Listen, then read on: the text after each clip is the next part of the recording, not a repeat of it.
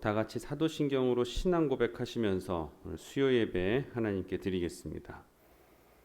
전능하사 천지를 만드신 하나님 아버지를 내가 믿사오며 그 외아들 우리 주 예수 그리스도를 믿사오니 이는 성령으로 잉태하사 동정녀 마리아에게 나시고 본디오 빌라도에게 고난을 받으사 십자가에 못 박혀 죽으시고 장사한 지 사흘 만에 죽은 자 가운데서 다시 살아나시며 하늘에 오르사 전능하신 하나님 우편에 앉아 계시다가 저리로서 산자와 죽은 자를 심판하러 오시리라.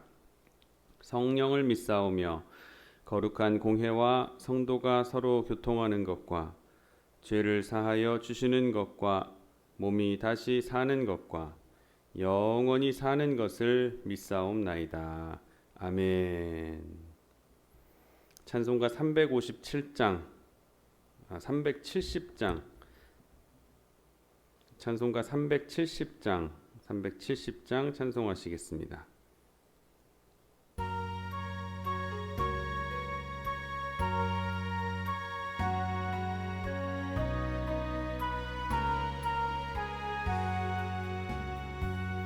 주 안에 있는 나에게 딴 근심이 있으랴.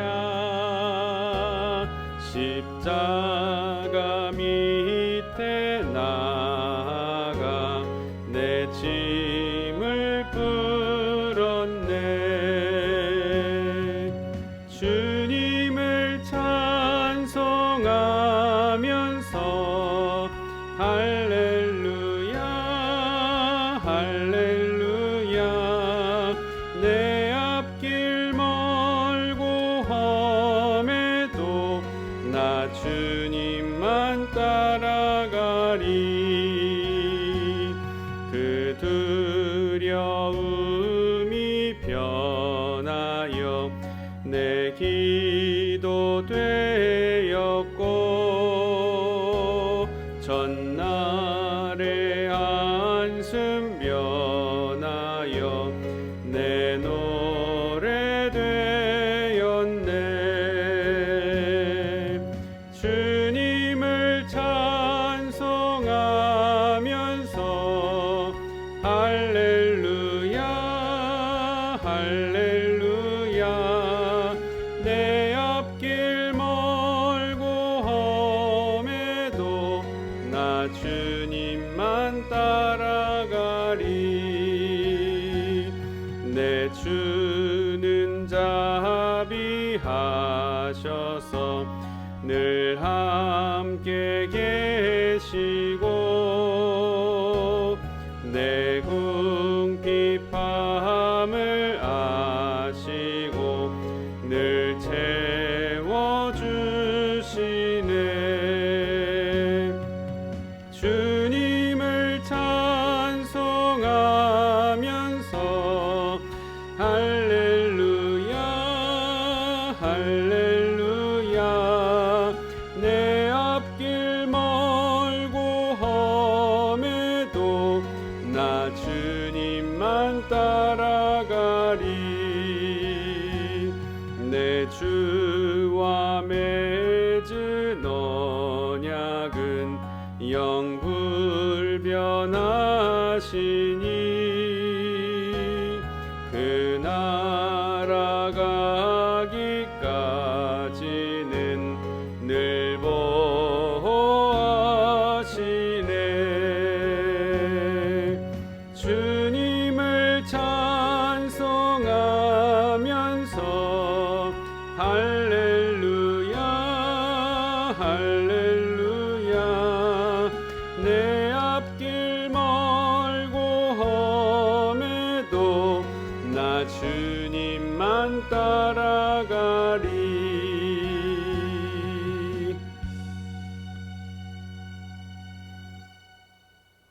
우리를 대표해서 모요나 권사님 기도해 주시겠습니다.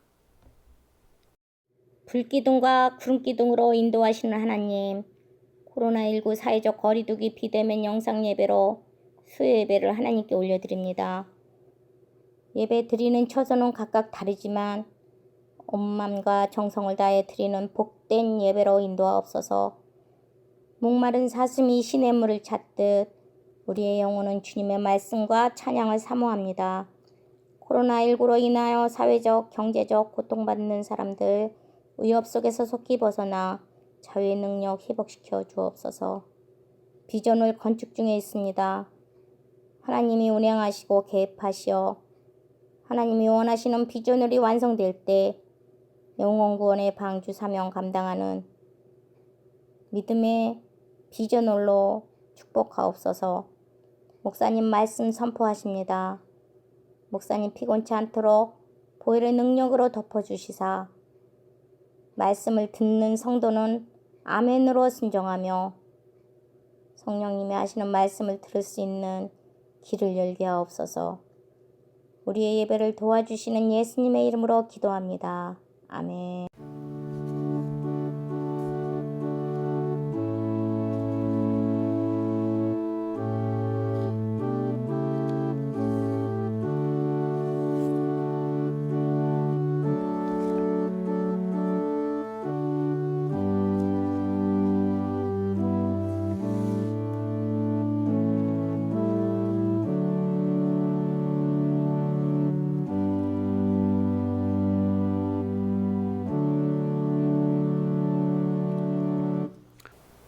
오늘 우리에게 주신 하나님의 말씀은 빌립보서 4장 18절에서 23절까지의 말씀을 함께 봉독하시겠습니다. 빌립보서 4장 18절에서 23절입니다. 내게는 모든 것이 있고 또 풍부한지라 에바브로디도 편에 너희가 준 것을 받음으로 내가 풍족하니 이는 받으실 만한 향기로운 제물이요 하나님을 기쁘시게 한 것이라. 나의 하나님이 그리스도 예수 안에서 영광 가운데 그 풍성한 대로 너희 모든 쓸 것을 채우시리라. 하나님 곧 우리 아버지께 세세 무궁토록 영광을 돌릴지어다. 아멘. 그리스도 예수 안에 있는 성도에게 각각 문안하라. 나와 함께 있는 형제들이 너희에게 문안하고 모든 성도들이 너희에게 문안하되 특히 가이사의 집 사람들 중 몇이니라. 주 예수 그리스도의 은혜가 너희 심령에 있을지어다. 아멘. 오늘 영상으로 함께 예배하시는 여러분에게 주님의 보호하심과 평화가 함께하기를 주님의 이름으로 축원합니다. 코로나가 기승을 부리고 있습니다. 사람들은 걸리면 어떨까 하는 두려운 마음으로 조마조마한 그 삶을 살고 있지만 우리는 모든 이름 위에 뛰어나시고 사람마저도 창조하신 하나님을 의지하여 질병이 주는 두려움을 극복해 가기를 원합니다. 사람들은 그러죠. 백신만 맞으면 안전할 거라고 그렇게 얘기하지만 백신은 우리의 구원이 아닙니다. 우리의 구원은 오직 예수 그리스도 한 분, 그분만이 우리의 모든 문제 해결의 근본이시고 열쇠가 되신다는 걸 꼭 기억하시기를 바랍니다. 부디 이번 2주간의 사회적 거리두기 마치고 함께 예배드릴 수 있는 시간이 속히 올 수 있도록 간절히 소망을 해봅니다. 오늘은 빌립보서의 마지막 시간입니다. 사도 바울은 그동안의 사도 바울의 그 편지를 마무리하면서 어떤 권면을 하며 말씀을 맺고 있는지 함께 살피면서 은혜를 나누는 시간으로 삼도록 하겠습니다. 말씀에 많은 은혜 얻으시기를 간절히 원합니다. 사도 바울은 오늘 빌립보 교회 성도들이 보낸 이 선교, 헌물이 결국 하나님 앞에 드려진 것이라면서 칭찬하는 것으로 18절을 시작합니다. 내게는 모든 것이 있고 풍부한지라 에바브로디도 편에 너희가 준 것을 받음으로 내가 풍족하니 이는 받으실 만한 향기로운 제물이요 하나님을 기쁘시게 한 것이라. 빌립보 교회 성도들은 사도 바울의 사역을 사도 바울이 잊지 못했습니다. 그가 어려울 때마다 옥에 갇혔다라는 소식이 들릴 때마다 사도 바울을 위해서 어려운 형편에서도 자신이 자신들의 것을 내어놓아 그들에게 사도 바울에게 보내주었습니다. 이것을 받은 사도 바울이 내게는 모든 것이 있고 또 풍부한지라 라고 고백을 합니다. 우리가 드리는 이 예물, 헌금은 사람에게 드려지는 것이 아닙니다. 하나님께 드려지고 또 하나님을 기쁘시게 하는 재물임을 잊지 말아야 됩니다. 이게 잊으면 큰일 납니다. 이건 모르는 성도들 가운데 사람들이 있으면 어떤 사람들은 개척교회에다가 마이크하고 스피커를 기증했다가 시험이 드니까 그거 다 떼갖고선 떠나버리는 그런 경우도 있습니다. 이 말을 듣고 참 마음이 아팠어요. 내 돈을 가지고 내가 헌금했더라도 이것이 하나님께 드린 다음에는 더 이상 내 것이 아닙니다. 이것은 하나님의 것이에요. 교회에 헌물한 다음에도 그것을 볼 때마다 야, 저건 내가 한 거야.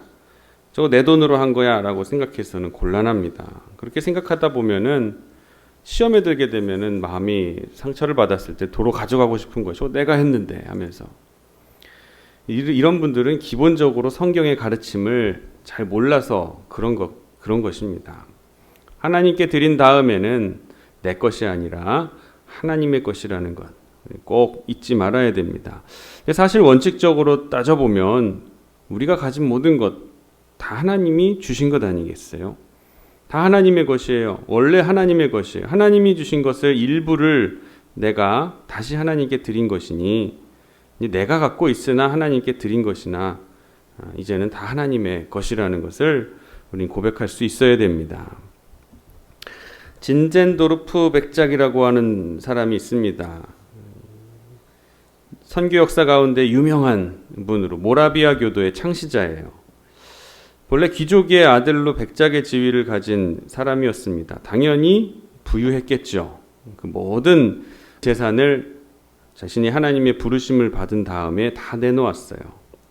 당시에 구교와 신교, 카톨릭과 개신교 사이의 갈등으로 핍박받는 이 개신교도의 피난민들이 많이 생겨나게 됐습니다. 이 난민들을 자신의 집으로 받아들여서 농사를 짓고 생활할 수 있도록 자신의 소유지를 제공했던 거예요. 또 그들을 위해서 예배당도 지었는데 이곳에 모이는 사람이 500명 내지 600명 정도의 성도가 모였다고 기록에 남겨져 있습니다. 이들이 진젠도르프 백작을 중심으로 해서 성경을 열심히 배우고서 기도했어요. 그러던 어느 날 이 성찬식을 하는 가운데에 이 교인들에게 성령이 임하고 그들이 온 세계에 복음을 전하야겠다는 사명감을 갖게 됐습니다. 모라비아 교회 성도들은 아프리카를 비롯해서 인도의 서부, 북부의 그린란드까지 100여 명의 선교사를 파송했어요. 아까 500명 내지 600명 정도의 교인이 모였는데 이 중에 100명이 선교사를 파송했다고 했으니 평균 4명에서 5명 또는 한 가정이 하나의 선교사를 맡아서 후원한 셈이 되겠죠. 뿐만 아니라 이들은 근대 선교의 아버지라고 불리는 윌리엄 캐리와 우리 감리교의 창시자인 존 웨슬리에게도 영향을 미쳐서 놀라운 부흥의 역사가 일어나도록 하였습니다. 500명 정도밖에 안 되는 교회에서 전 유럽과 세계를 흔드는 선교 운동을 일으키게 됐던 거예요. 진젠도르프 백작이 자신의 전 재산을 복음을 위해서 향기로운 제물로 여겨 드리니까 하나님께서는 기쁘게 받으시고 그를 축복하셨던 거예요. 우리 태장교회도 주님 오시는 날까지 이런 선교의 사역의 바통을 이어받아 내가 마지막 주자된 그런 마음을 가지고 이 나라와 전 세계에 복음을 전할 수 있는 그런 교회가 되기를 간절히 원합니다. 하나님께서 기뻐하시는 그 향기로운 제물을 드리는 일에 우리 교회가 기쁨과 감사함으로 또 즐거움으로 참여하기를 주님의 이름으로 축원합니다. 이렇게 제물로 우리의 모든 것을 드리면 하나님께서 어떻게 여기시는가, 이것을 어떻게 여기시는가 19절과 20절에서 이렇게 말씀합니다. 하나님께 기쁨으로 드릴 때 하나님께서는 우리에게 풍성하게 채워주신다라는 말씀을 19절에서 합니다. 나의 하나님이 그리스도 예수 안에서 영광 가운데 그 풍성한 대로 너희 모든 쓸 것을 채우시리라. 하나님 곧 우리 아버지께 세세 무궁하도록 영광을 돌릴지어다. 아멘. 사도 바울은 빌립보 교회 성도들을 향해서 너희들이 나의 필요를 채웠으니 이제는 하나님께서 너희의 필요를 채우실 것이다. 채우시되 풍성하게, 그리고 너희 모든 것을 채우실 것이다 라고 고백을 합니다. 하나님께서는 복음을 위해서 자원하여 드리는 이 성도들을 결코 외면하지 않으신다는 뜻이에요. 하나님께서는 그런 자들을 귀히 보시고 이들의 필요를 넘치게 채워주실 것이에요. 열심히 헌신하고 열심히 선교할수록 복에 복을 더해 주실 것을 믿으시기를 바랍니다. 에베소서 3장 20절에 보면은 우리 가운데서 역사하시는 능력대로 우리가 구하거나 생각하는 모든 것에 더 넘치도록 능히 하실 이라고 이렇게 말씀하십니다. 너희 모든 쓸 것이라는 것은 우리가 필요한 모든 것을 의미합니다. 하나님께서는 우리의 필요를 잘 아시고 우리가 생각하는 것보다 더 넘치게 허락해 주십니다. 다윗을 보면 그래요. 다윗 일생을 되돌아보면서 시편 23편 1절 말씀에 여호와는 나의 목자시니 내게 부족함이 없으리로다 라고 고백한 것이 이 때문이에요. 다윗이 왜 부족한 것이 없었겠습니까? 이 사울을 피해가지고 도망다녔던 도망자 신세였던 그 다윗이 뭐가 부족함이 없다고 고백할 수가 있겠어요. 그러나 하나님께 일생을 헌신하였더니 하나님께서는 자신의 모든 필요들을 다 채워주셨다고 고백하는 거예요. 하나님께서 주님을 위해서 헌신하는 자들에게 그들이 구한 것은 물론이거니와 더 많은 물질을 맡기시는 이유가 있습니다. 믿으시기 때문에 그래요. 이들이 신실한 청직이고 이들이 신실한 하나님의 사람들이라는 것 아시기 때문에 그 믿음을 가지고 하나님이 주신 자원을 계속해서 더 가지고 풍성한 사역을 할 수 있는 이라고 여기시기 때문에 더 많은 것을 맡기시는 거예요. 고린도후서 9장 8절 말씀을 보면은 하나님이 능히 모든 은혜를 너희에게 넘치게 하시나니 이는 너희로 모든 일에 항상 모든 것이 넉넉하여 모든 착한 일을 넘치게 하게 하려 하심이라 라고 말씀하셨어요. 하나님께서 우리에게 풍성한 은혜와 축복을 주시는 이유가 뭐라고 했냐면 모든 착한 일을 넘치게 하게 하려 합니다 라고 해요. 그러니까 착한 일이 뭡니까? 복음을 전하는 일, 사랑을 실천하는 일, 이런 일을 하게 하시기 위해서 우리에게 풍성하게 넘치게 하신다는 거예요. 은혜를 넘치게 하신다는 거예요. 그렇기 때문에 말씀대로 우리가 복을 받기 위해서는 선교하고 생기는 대로 구제하는 일에 최선을 다해야 되는 거예요. 초대교회 공동체 모습이 바로 그거 아니었습니까? 교회 안에서는 어려운 이들을 구제하고 교회 밖에서는 복음을 전하는 선교를 감당한 것. 이것이 초대교회가 했던 사역이었어요. 그럼 우리도 이 초대교회와 같이 구제와 선교의 앞장을 서게 될 때 하나님께서는 그에 합당한 일을 할 수 있도록 복에 복을 더해 주시는 줄을 믿으시기를 바랍니다. D.L. 무디 목사님은 나의 하나님이 그리스도 예수 안에서 영광 가운데 그 풍성한 대로 너희 모든 쓸 것을 채우시리라 라고 했어요. 근데 이 말씀을 천국은행이라는 별명을 붙였습니다. 이 말씀의 별칭을 천국은행이다 라고 말씀을 붙인 거예요. 이 별명을 붙인 거예요. 은행장이 누구예요? 하나님이시고 돈이 나오도록 결제하는 분 누구예요? 예수 그리스도시고 타러 가는 사람들은 믿음의 사람들이라는 거예요. 우리가 주님의 일을 위해서 주님의 이름으로 간절하게 구하면 그 은행장이 주어라 이렇게 결제해서 축복이 우리에게 쏟아진다라는 그런 의미로 이 무디 목사님 받아들이신 거예요. 그러니 믿음이 큰 사람은 하나님의 포켓을 열 줄 아는 사람입니다. 기쁨으로 감사함으로 매달리면 하나님께서 허락해 주심을 믿으시기를 바랍니다. 여의도 순복음교회 이영훈 목사님이 이 순복음 동경교회 건축하실 때에 이 말씀을 직접 경험했다라는 간증을 제가 책에서 읽은 적이 있습니다. 이런 내용이에요. 동경에 있을 때 직접 그 경험을 했습니다. 순복음 동경교회를 건축할 때였습니다. 당시 8층 건물을 사려고 계약했는데 200 몇십억 중에서 한 100억 정도의 돈이 부족했습니다. 규모가 남다르죠. 그래서 저는 일본의 은행이라는 은행은 안 다녀본 데가 없을 정도로 열심히 찾아다녔습니다. 은행의 융자 관계 담당자들을 만나서 상담도 많이 했고 은행 측에서 요청한 서류들을 빠짐없이 제출하였습니다. 그런데 상담할 때는 그렇게 친절했던 분들이 서류를 제출한 뒤에는 감감무소식이었어요. 회의하고 난 다음에 알려드리겠습니다 해놓고서 2, 3주가 지나도록 감감무소식이었던 거예요. 기다리다 못해서 알아보니 한결같이 어렵겠습니다 라고 답하는 것이었습니다. 이유인즉 교회와 학교는 돈을 갚을 때 책임지고 돈 갚을 사람이 없고 은행 측에서 이 교회 건물을 가져간다 해도 투자 가치가 없어서 무용지물이었다는 거예요. 그런 이유에서 대출이 안 된다는 거죠. 난감해진 저는 그 다음부터 일본에 있는 한국계 은행을 찾아가기 시작했습니다. 여러 지점장님들을 만났는데 그중 가운데 한 분이 솔직하게 말해 주셨습니다. 목사님, 저희 지점에서 최대한 융자해 줄 수 있는 금액은 30억 뿐입니다. 100억은 꿈도 못 꿉니다. 30억도 융자 받으려면 한국 본부에 연락해서 이사회를 소집해 융자 여부를 결정해야 되는데 그 기간만 해도 석 달이 넘게 걸립니다. 문제는 석 달을 기다려도 대부분 안 된다라고 통보한다는 거예요.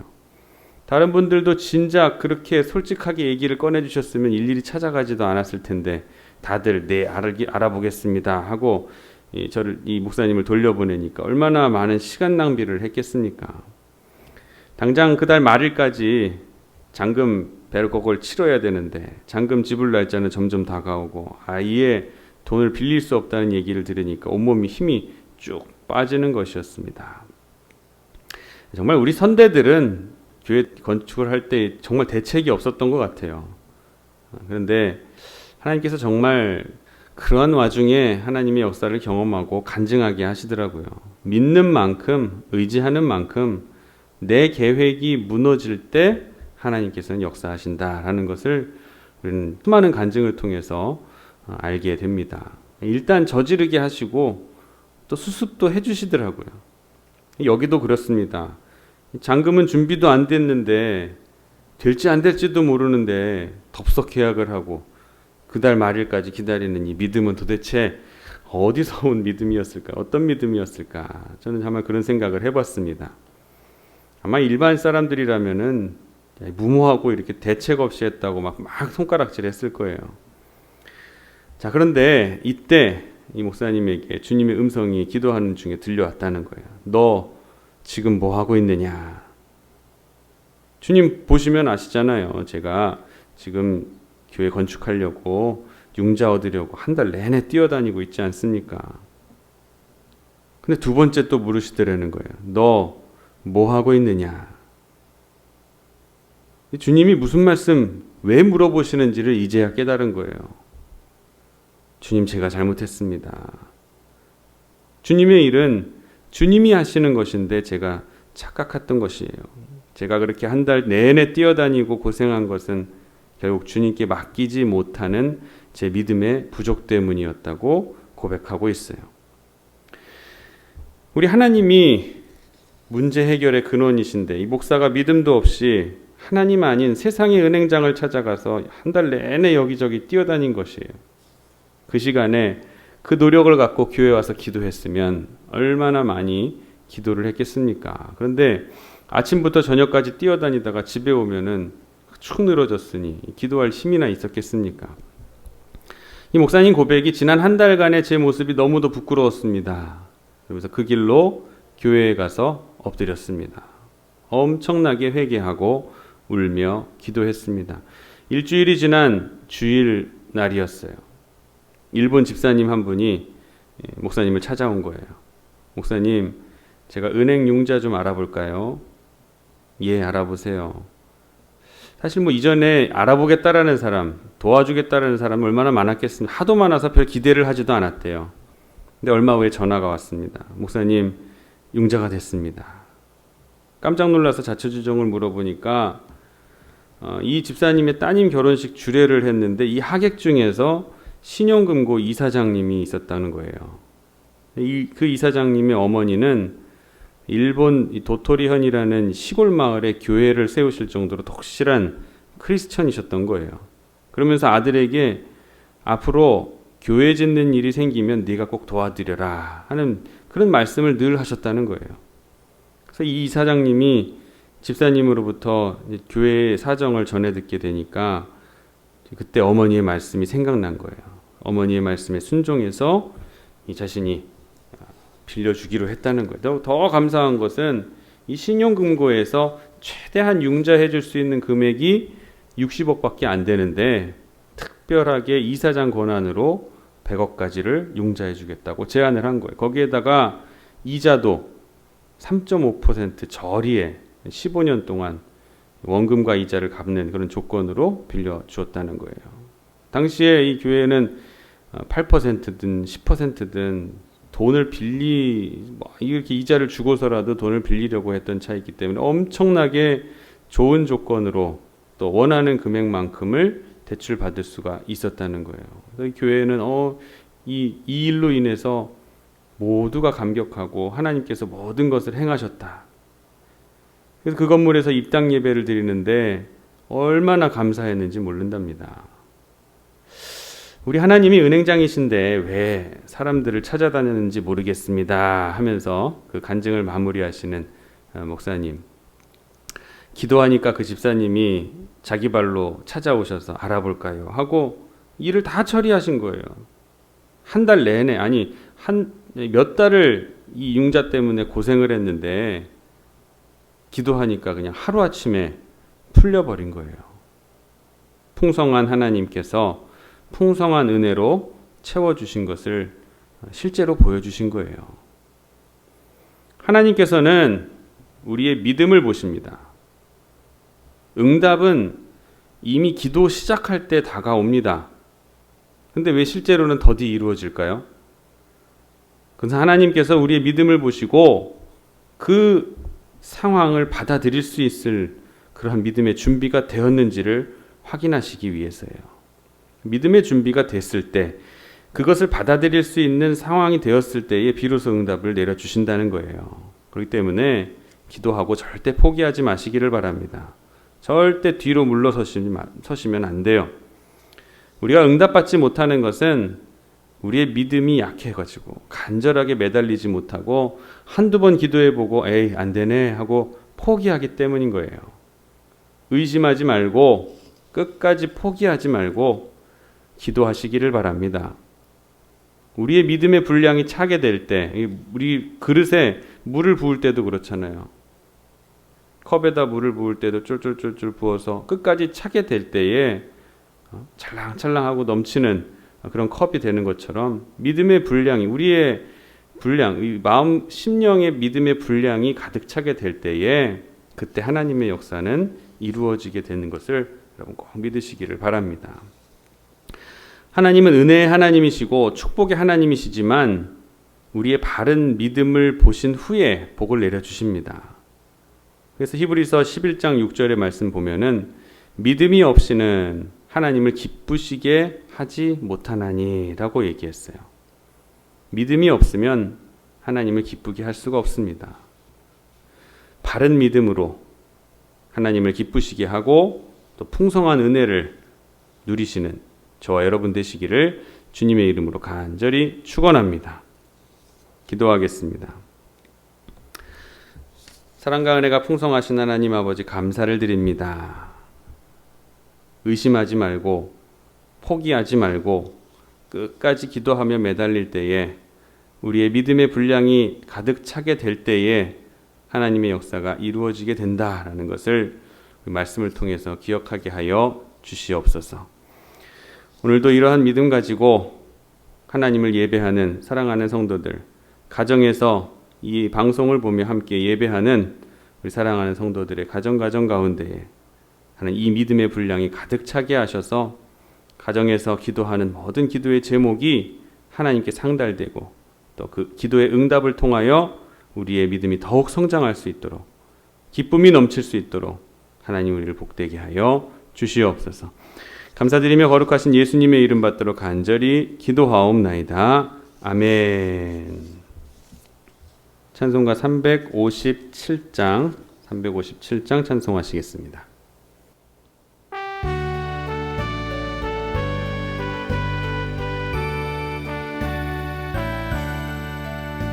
주 믿는 사람 일어나 다 힘을 합하여 이 세상 모든 마귀를 다 쳐서 멸하세.